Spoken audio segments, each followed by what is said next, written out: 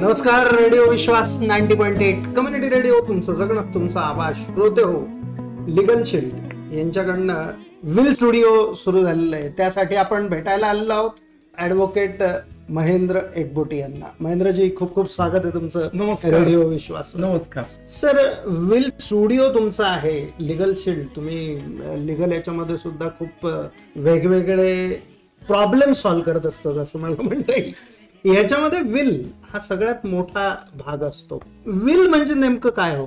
Will, ज्याला आपण मराठीत मृत्यूपत्र किंवा इच्छापत्र म्हणतो, म्हणजे एखाद्या माणसाने त्याच्या मृत्यूनंतर त्याची प्रॉपर्टी, त्या प्रॉपर्टीमध्ये त्याची सगळं म्हणजे घर, इन्व्हेस्टमेंट्स, त्याच्यानंतर त्याच्या बँकेतल्या ठेवी, ह्या सगळ्या त्याच्या मृत्यूनंतर त्याचं वाटप त्याच्या वारसांमध्ये किंवा वारस सोडून इतर कोणामध्ये कशा पद्धतीने व्हावं याचं केलेलं लेखी कथन म्हणजे मृत्यूपत्र. म्हणजे त्या व्यक्तीच्या मृत्यूनंतर त्याच्या ऍसेट्स कशा वाटल्या जाव्यात याचं विवेचन.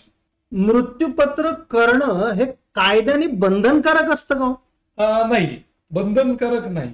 पण जर समजा मृत्यूपत्र केलं नाही तर मग त्याला आपण इंटेस्टेट, म्हणजे ती व्यक्ती मृत्यूपत्र न करता मयत पावली, तर तसं झाल्यानंतर मग मात्र ते वाटप त्याच्या धर्माप्रमाणे होतं.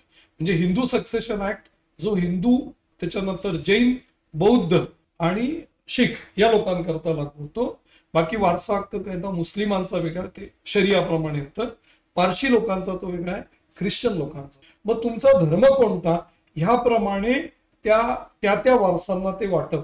थोडक्यात जे तुम्ही करायला पाहिजे तुमच्या नंतरच ते तुमच्या इस्टेटचं वाटप कसं व्हावं ह्या तुमच्या इच्छेप्रमाणे न होता हे कायद्याप्रमाणे होतं. म्हणजे थोडक्यात एखाद्या मुलाला तुम्हाला द्यायची इच्छा नसते, तर जर तुम्ही मृत्यूपत्र केलेलं नसेल तर वारसा हक्काप्रमाणे त्याला मिळतं. किंवा एखादा मुलगा, असं गृहीत धरा तो अपंग आहे, मग त्याला थोडंसं जास्त मिळाला पाहिजे. किंवा मुलगाच नसेल तर मग त्याच्या विधवा पत्नीला किंवा त्या मुलांची स्पेशल काळजी घ्यायला पाहिजे. हे जर तुम्ही मृत्यूपत्रात नमूद करून ठेवलं असेल तरच तसं होतं, अन्यथा ते होत नाही. तुम्ही आता म्हटलात की मुलगा असला तर किंवा कोणत्या मुलाला द्यायचं. कोणताही माणूस असं ठरवू शकतो की 2 मुलं आहेत आणि एकाला जास्ती द्यायचं आणि एकाला कमी द्यायचं. त्याची स्वकष्टार्जित मिळकत असेल तर तो 2 मुलं सोडून त्यांनी बाहेरच्या व्यक्तीला दिलं तरी ते कायद्याच्या दृष्टीने म्हणजे विधिग्राह्य आहे, ते संमत आहे.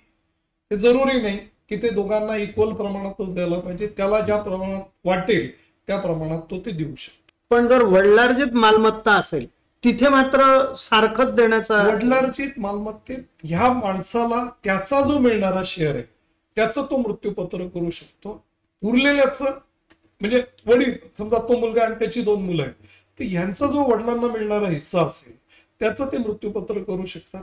उरलेल्या प्रॉपर्टीचं नाही करू शकत, ते वारसा हक्क. यामध्ये अजून एक प्रश्न असा येतो की मला 2 मुलं आहेत आणि माझी पत्नी पण, तर वारसा हक्कात मी वाटपपत्र तयार करताना किंवा मृत्यूपत्र तयार करताना सारखे 3 भाग करून एक पत्नीला आणि दोघं मुलांना असं करू शकतो का? तुम्हाला मृत्यूपत्रात करता येऊ शकतं तसं, पण मी शक्यतो सजेस्ट काय करतो की त्याऐवजी पती आणि पत्नीनी संयुक्त विल, म्हणजे ज्याला जॉईंट विल म्हणतो आपण, ते बनवलं तर आपण काय करतो त्याच्यात की दोघांचं एकत्र इच्छापत्र असतं. दोघांपैकी कोणीतरी उघडच आहे, एक आधी जाणार, एक राहणार. मग त्याच्यानंतर ते मुलांच्या नावावरती लगेच न होता जी हयात व्यक्ती असेल त्या हयात व्यक्तीच्या नावावरती आधी, म्हणजे जर पतीचं आधी निधन झालं तर पत्नीच्या नावावरती जी काय सगळी मिळकत असेल, पत्नीची स्वतःची असेल तर ती पण, आणि जी पतीची असेल, आणि पत्नीचं निधन झाल्यानंतर मग ते मुलांना जाईल. म्हणजे अदरवाईज जर समजा आता जसं तुम्ही मला विचारलं त्याप्रमाणे जर 3 भाग केले तर मग मुलांच्या नावावरती आत्ताच ते चाललं जाईल. आपण एका मोठा उद्योगपतीचं आता मध्यंतरी पेपरात वाचलंच की खूप मोठं औद्योगिक साम्राज्य असताना पण त्यांचं कालखंड हा भाड्याच्या घरात गेला आणि खूप त्यांना त्रास झाला. तर मग असं न करता जर ते जॉईंट विल असलं तर तुम्ही तुमच्या नंतर आधी पत्नीची आणि नंतर तर ते मुलांना मिळणारच आहे, असं करणं जास्त संयुक्तिक होईल असं मला वाटतं. महेंद्रजी इंटरेस्टिंग ही गोष्ट. म्हणजे आतापर्यंत मी ऐकलेलं याच्यामध्ये असं जॉईंट विल हे नव्हतं ऐकलेलं. असं जॉईंट विल करता येतं कायद्याने? हो, करता येतं. लोकांना याची फारशी माहिती नाही. हे सुरुवातीला ज्यावेळी मी सांगायचो, शक्यतो पती पत्नी आल्यानंतर मी त्यांना जॉईंट विल करा हाच सल्ला देतो. त्यांना तर माहिती असणं सोडून द्या, पण बऱ्याचदा ह्याच्यातल्या या क्षेत्रातल्या लोकांना सुद्धा याचं ज्ञान नव्हतं. असं होतं का, असं ते म्हणजे मला तर सुरुवातीला त्या प्रोव्हिजन दाखवायला लागायच्या की हे असं करता येतं. पण एक सामाजिक सुरक्षा आणि त्या दृष्टीने म्हणजे आपल्या जर कौटुंबिक व्यवस्थेचा विचार केला तर संयुक्त मृत्यूपत्र करणं हे कधी पण श्रेयस्कर. यावरनच मला एक प्रश्न अजून विचारावासा वाटतो की विलचे काही प्रकार आहेत का? हो, मुळात कसं आहे की जसं आपण पहिले आता बोललो की विल हे मॅन्डेटरी म्हणजे आवश्यक नाही. इतकंच नाही तर ते तुम्ही मृत्यूपत्र जे तुम्ही करता हे टाईप केलेलं असण्याची पण गरज नाही. तुम्ही हस्ताक्षरात दिलेलं विल असलं ज्याला होलोग्राफिक विल म्हणतात ते सुद्धा विधिग्राह्य आहे. पण मग जर ते त्याच्यावरती सही असली, फक्त अट एवढीच आहे की त्याला 2 साक्षीदार असायला पाहिजेत.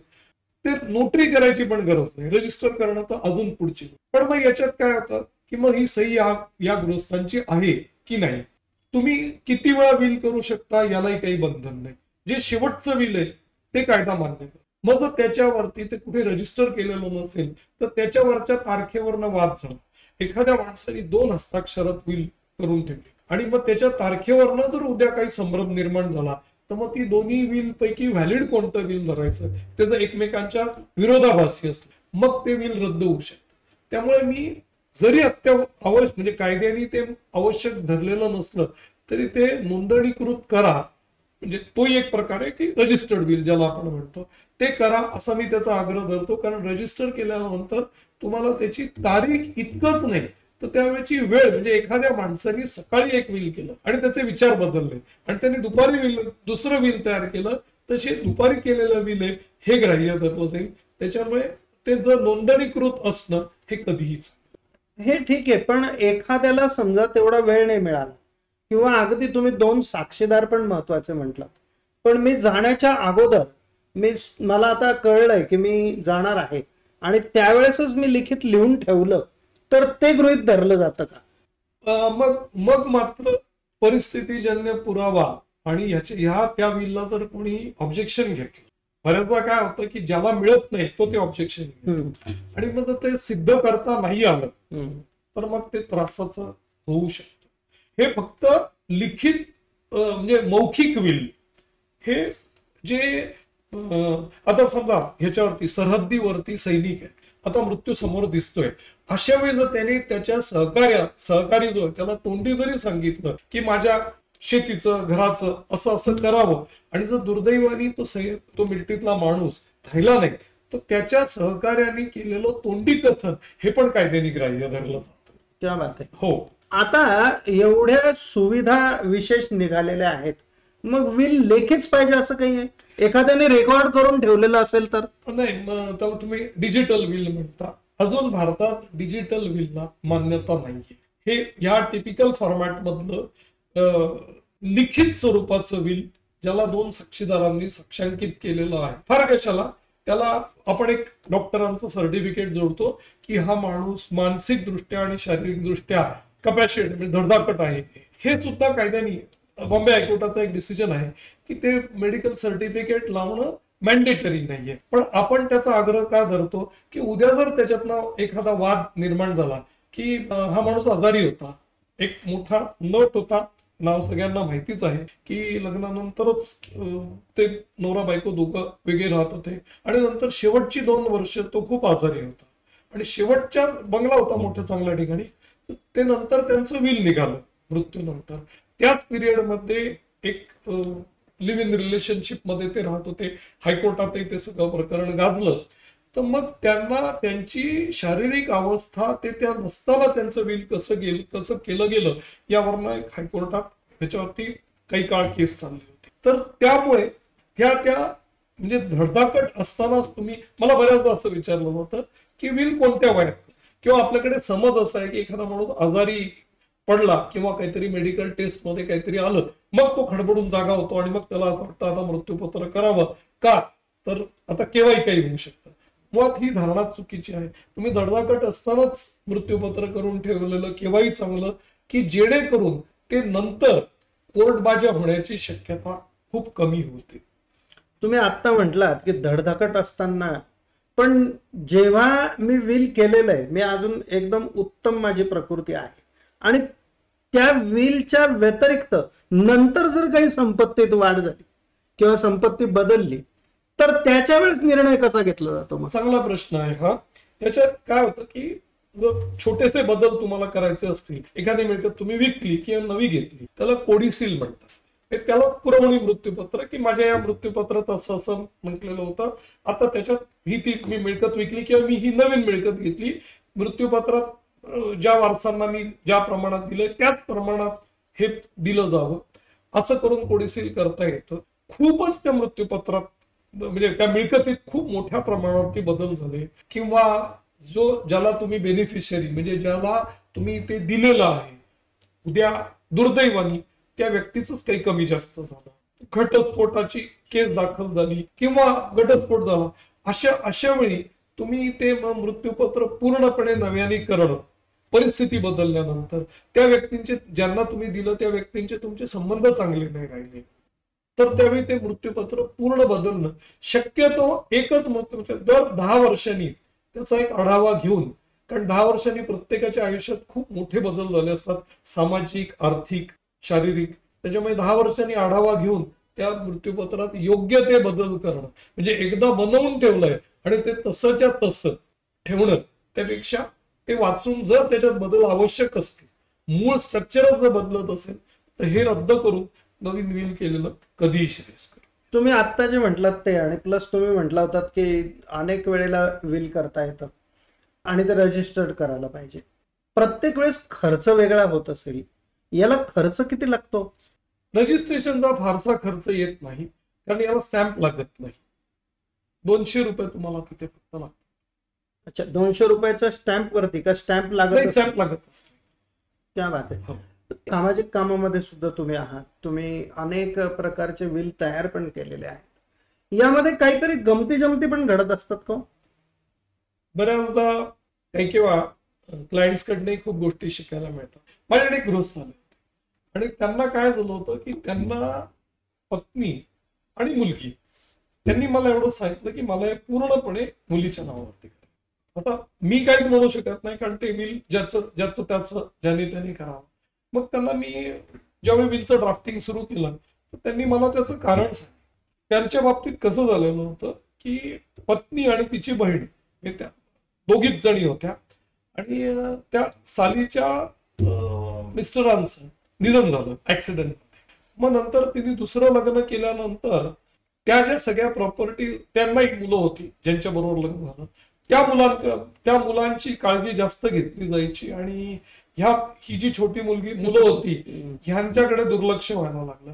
त्याच्यामुळे त्यांना असं वाटायला लागलं की जर उद्या माझं काही कमी जास्त झालं, माझ्या पत्नीने जर दुसरं लग्न केलं, तर माझी मुलगी रस्त्यावरती यायला नको किंवा तिला अडचणी यायला नको, म्हणून त्यांनी पत्नीचा विचार न करता पूर्णच्या पूर्ण सगळं मुलीच्या नावावरती केलं.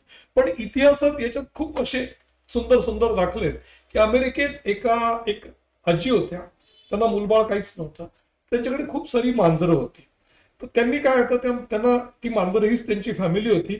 त्यांनी काय सांगितलं की त्यांच्यात एका दूरच्या नात्यातल्या माणसाला सांगितलं की ही मांजरं जो स्तर आहे तोच तर तू यांचा सांभाळ करायचा, आणि ही मांजरं एकदा गेली की हा जो माझा राहता बंगला, मॅन्शन होती, मोठी इस्टेट होती, ही सगळी तुला, असं म्हणून त्यांनी विल करून देऊन टाकलं. झालं असं की मांजरं जी आहेत, माझ्या घरी मांजरं म्हणून मी सांगू शकतो की ती मांजरं मोठ्या संख्येने वाढत, त्यांना पिल्लं होतं. एक स्टेज अशी आली की ती मांजरं ती पिढ्यानपिढ्या जिवंत राहिली, ज्याला ते दिलेलं होतं मृत्यूपत्र तो मेला, पण ती मांजरं तशीच अव्याहतपणे सुरू आहे. त्याच्यानंतर एक कुटुंब होतं, तर 2 कझिन्स होते, फॅमिली टू फॅमिली, त्यांच्यात बरेच काही कोर्टवाद चालले होते. तर त्या माणसाने विल लिहिलं, सार्कॅस्टिक विल ज्याला आपण असं म्हणू शकतो, की त्याच्यात त्यांनी लिहिलं होतं की मग माझे जे चुलत बंधू आहे सगळ्यांना वाटेल की मग मी त्याला आमचं त्यांचं कोर्टात भांडण आहे, तर मी त्याला काहीच देणार नाही कारण त्याला आवश्यकता आहे, असं असताना मी त्याला देणार नाही. हा समज मी खोटा ठरवतोय का मी माझे फाटके बूट आणि माझे जुने झालेले मोजे या मृत्यूपत्राद्वारे त्याला देतो. तसंच एक इंग्लंडमध्ये एका माणसाने त्यांनी, ही खूपच इंटरेस्टिंग गोष्ट आहे, तर त्यांनी असं सांगितलं होतं की माझ्या मृत्यूनंतर माझी जी इस्टेट आहे ही माझ्या पत्नीला मिळेल, पण एक कंडिशन. आता कंडिशनल विल असं चालत नाही, जी कंडिशन आहे ती लॉजिकल आणि लिगल असते. त्यांनी टाकलं होतं that was a valid will. तर त्याच्यात त्यांनी असं म्हटलं होतं की ही माझ्या पत्नीला केव्हा मिळेल, तर तिने दुसरं लग्न केलं तरच तिला मिळेल. हो, आणि ते दुसरं लग्न का करावं याची अट पण त्यांनी मृत्यूपत्रात टाकून ठेवली होती की का तो रोज एक कोणीतरी असा माणूस, म्हणजे तिने लग्न केलं तर एक असा माणूस असेल की ज्याला रोज माझी आठवण येईल आणि त्याला दुःख होईल की मी जर गेलो नसतो तर त्याच्यावरती ही वेळ आली नसती. हे असं त्यांनी. जगातलं सगळ्यात छोटं विल, 2च शब्दाचं. एका त्या पत्नीच्या नावाने ऑल हर्स, माझ्या नंतर सगळं सारं काही तिचं, असं 2च शब्दाचं विल लिहिलं. आणि जगातलं सगळ्यात मोठं विल हे 1650 पानांचं. बापरे. एक जर्मन माणसाच्या नावावरती आहे, त्याच्या बऱ्याच कंपनीज आणि हे सगळं होतं. तर त्याच्यामुळे ते रेकॉर्ड त्या माणसाच्या नाव. क्या बात. खरंच खूप छान गमतीदार काही वेळेस किस्से. या खरं तर कायदा हा वृक्ष असतो असं म्हणतात, पण त्या वृक्ष याच्यामध्ये सुद्धा काही अशा गमती जमती घडत असतात. खूप छान वाटलं तुमच्याशी बोलून.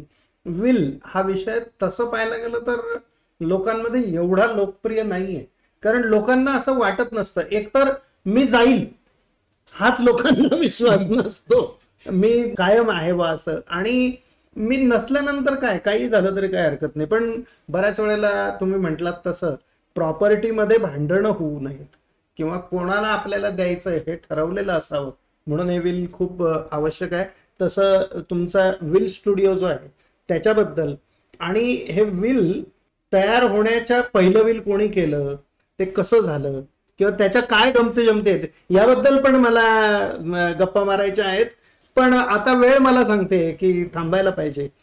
तुम्ही रेडिओ विश्वासच्या स्टुडिओमध्ये आलात आणि आमच्या श्रोत्यांशी खूप छान गप्पा मारलात. खूप खूप धन्यवाद. धन्यवाद. तेव्हा श्रोते, हे होते विल स्टुडिओचे आणि लिगल शील्डचे महेंद्र एकबोटे. त्यांच्याशी आपण विल, मृत्यूपत्र, इच्छापत्र या विषयांवरती चर्चा केली. पुन्हा आपण भेटणार आहोत. तोपर्यंत ऐकत रहा रेडिओ विश्वास 90.8 कम्युनिटी रेडिओ. तुमचं जगणं, तुमचा आवाज.